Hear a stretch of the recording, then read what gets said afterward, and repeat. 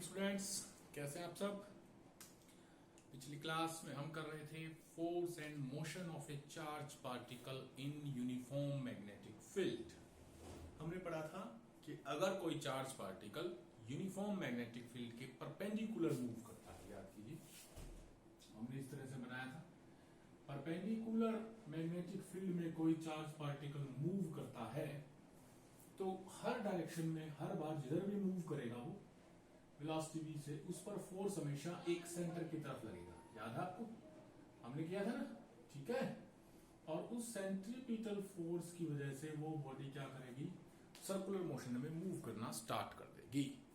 इसी प्रिंसिपल पे बेस्ड हमारे पास एक नेक्स्ट टॉपिक है, जिस टॉपिक का नाम है हमारे पास साइक्लोट्रॉन। क्या नाम है? साइक्लोट्रॉन। CYCLOTRON, cyclotron. ये है हमारा टॉपिक, ठीक है। ये टॉपिक साइक्लोट्रॉन क्या है? Basically it is a device used for accelerating charge particles. ये एक ऐसा डिवाइस है जो चार्ज पार्टिकल की वेलोसिटी बढ़ाने के काम आता है, यानी उनके एक्सेलरेशन को इंक्रीज करने के काम आता है। क्लियर? मोस्टली हम इसे पॉजिटिव चार्ज पार्टिकल के लिए यूज करते हैं। क्यों यूज करते हैं आगे आएगा हमारे पास। Positive charge particle like proton हो गया आपके पास, अल्फा पार्टिकल हो गया, इनको हम क्या करने के लिए, एक्सेलरेट करने के लिए यूज करते हैं। क्लियर? प्रिंसिपल, किस प्रिंसिपल पे काम करता है देखिए। अभी हमने लिखा ना यहां पर कि जब भी कोई charge particle perpendicular magnetic field में मूव करता है तो वह गोल गोल घूमता है and velocity is directly proportional to radius. ठीक है ना। As a charge particle moves in perpendicular magnetic field,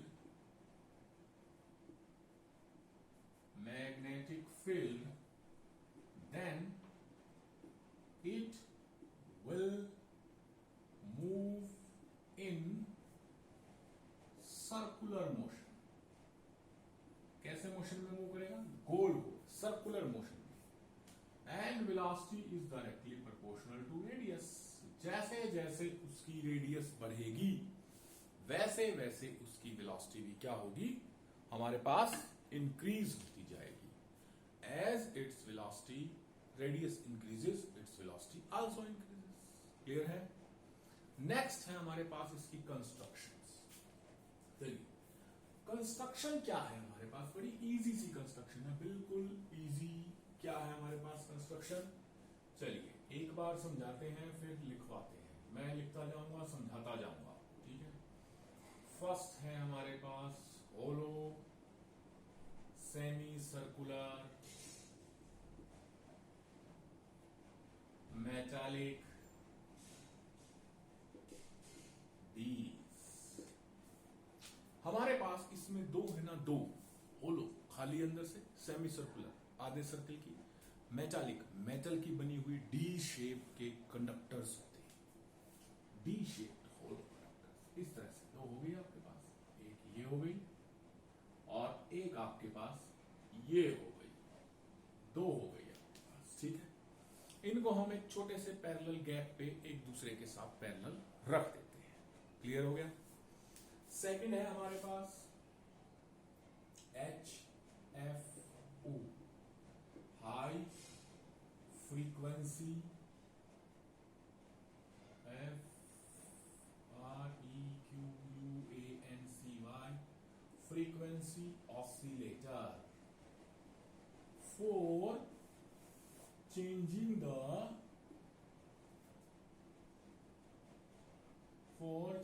the polarity of the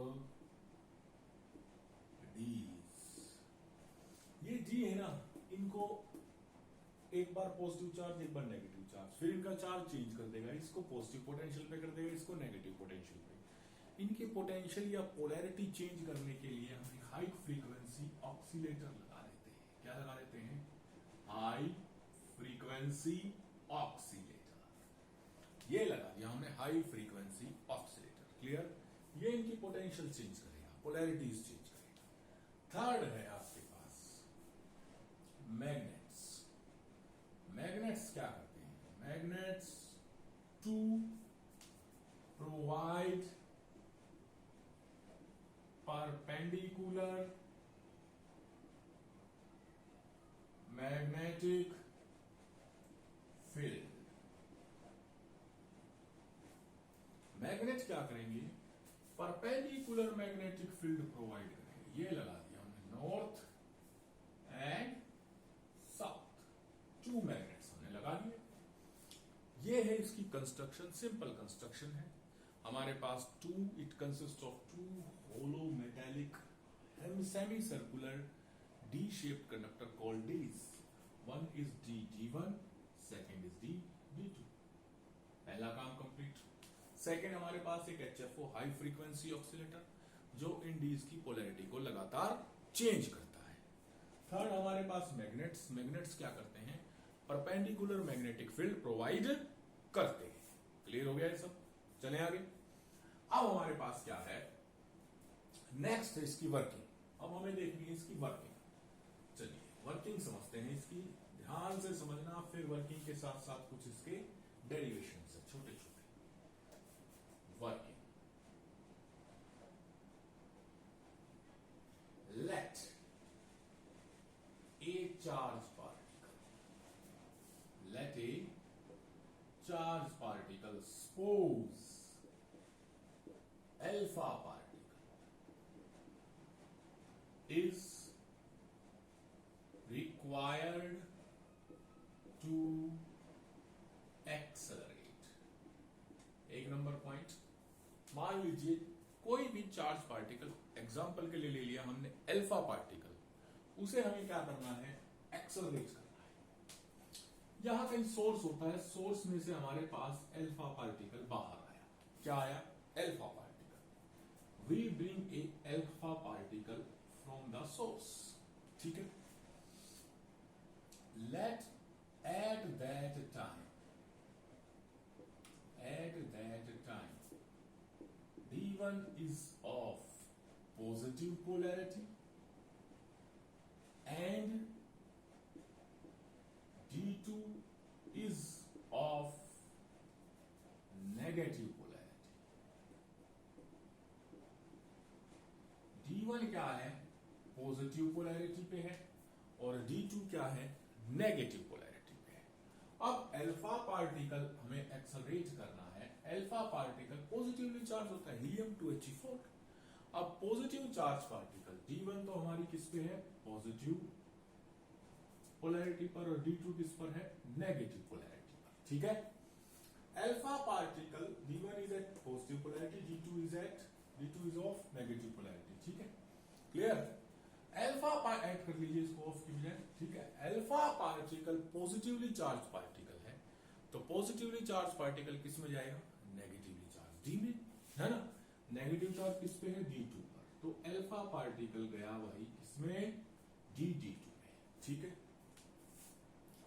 so alpha particle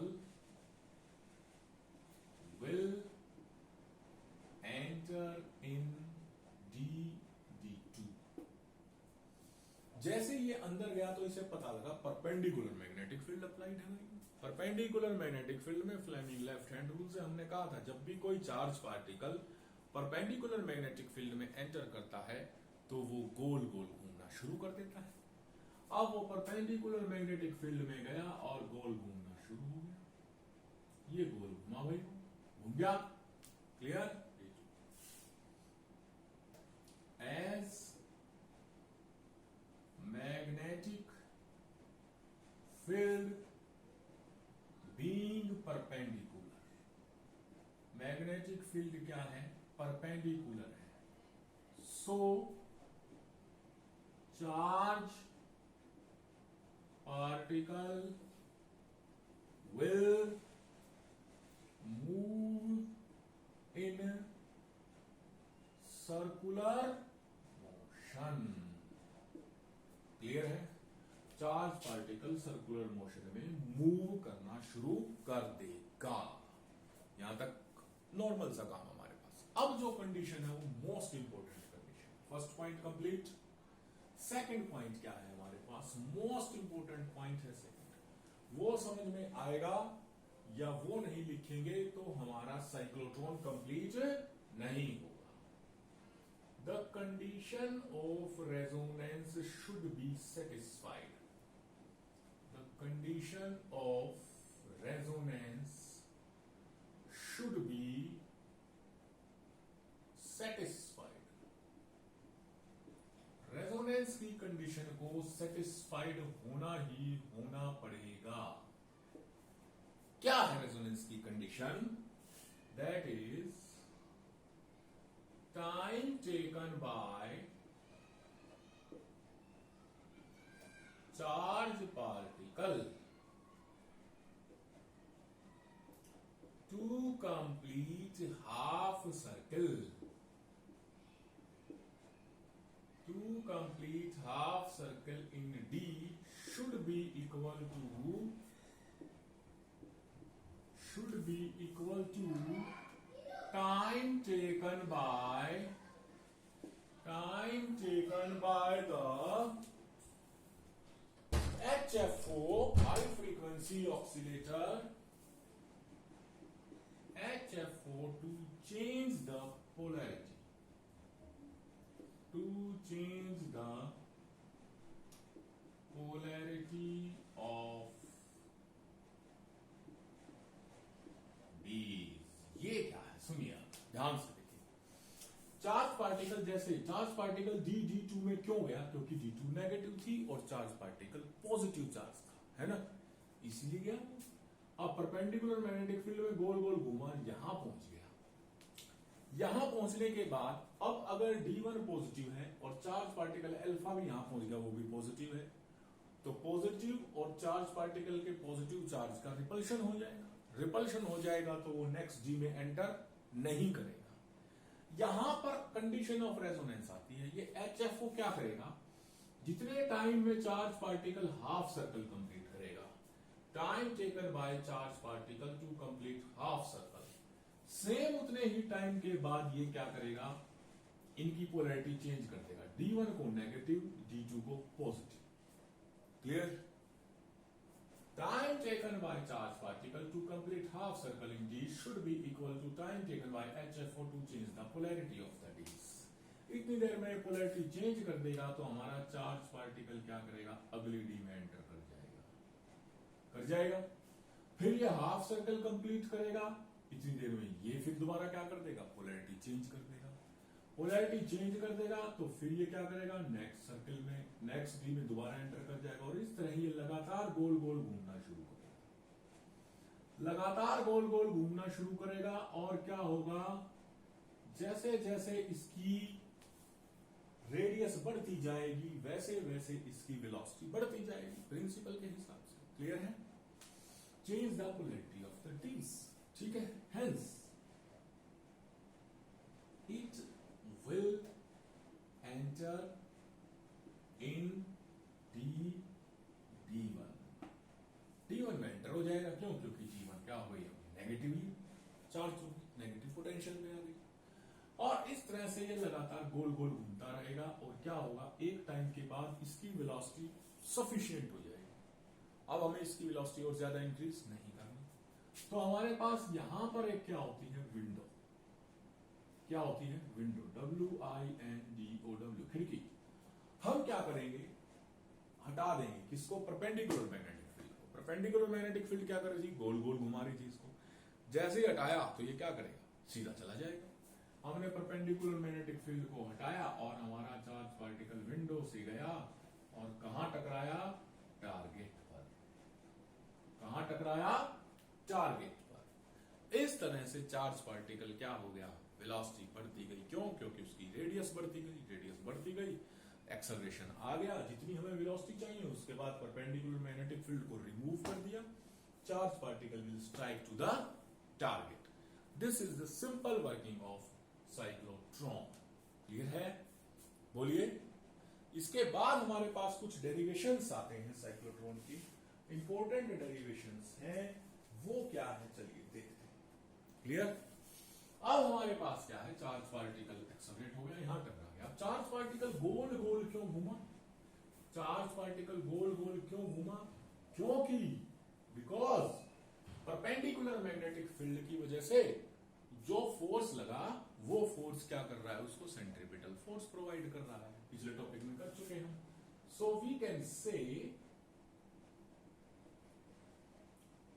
the magnetic force provide the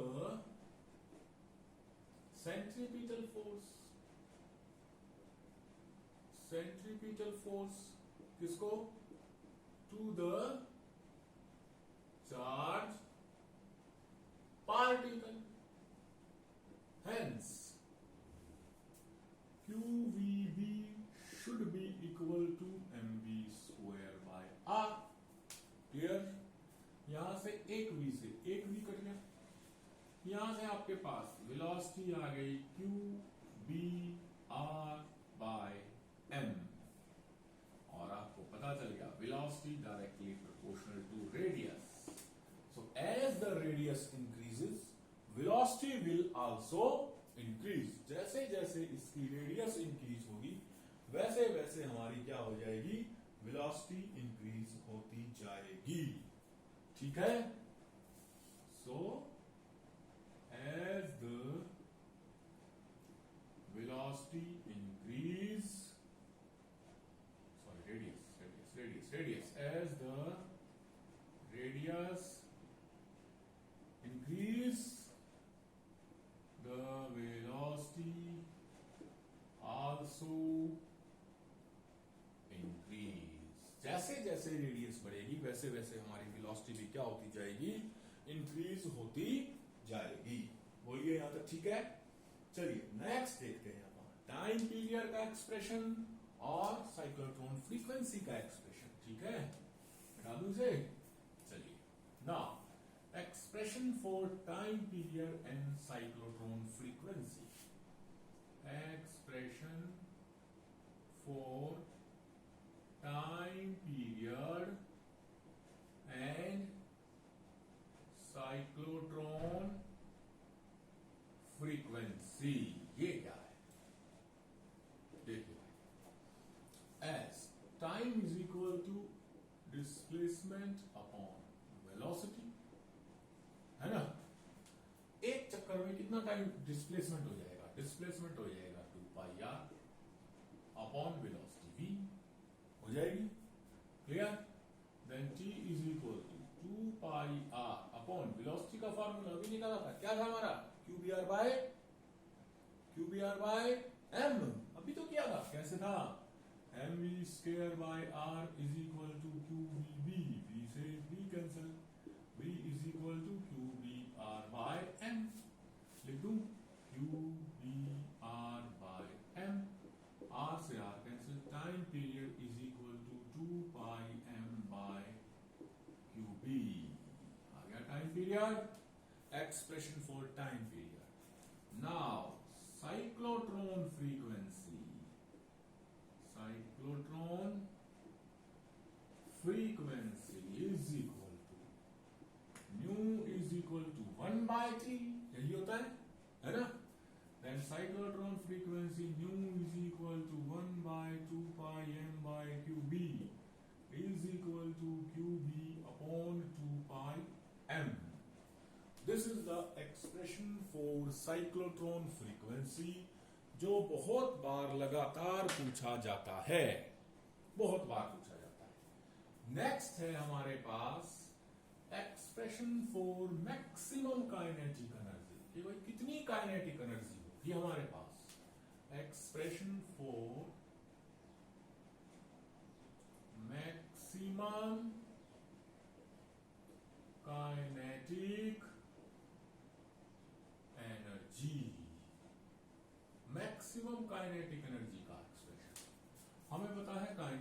energy should be equal to half mv square. Kinetic energy यही होनी चाहिए. Then kinetic energy will be equal to m into में v का formula भी निकाला था, qbr by m का square, है ना.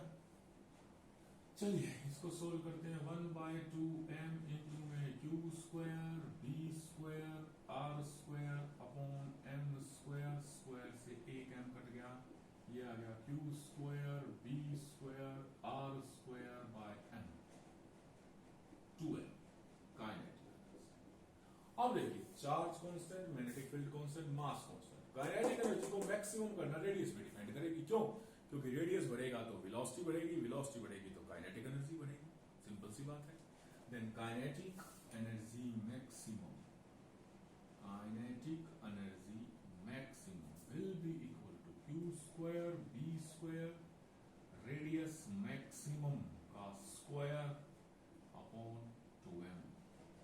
This is the expression for maximum kinetic energy.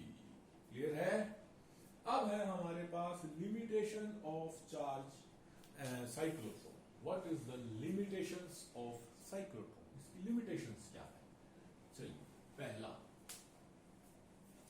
एक चीज तो हमें पता चल गई कि alpha particle positively charge particle था तो इस डी में एंटर कर गया क्योंकि D2 नेगेटिव थी, है ना. अगर अल्फा पार्टिकल ना होकर कोई न्यूट्रल पार्टिकल होता, न्यूट्रॉन, तो क्या हम उसको एक्सेलरेट कर सकते थे इससे? बोलिए नहीं, क्योंकि न्यूट्रल चार्ज पार्टिकल पर पहली बार तो मैग्नेटिक फोर्स ही नहीं लगता, है ना. क्योंकि मैग्नेटिक फोर्स लगने के लिए चार्ज होना जरूरी है, तो वो मूव नहीं करता.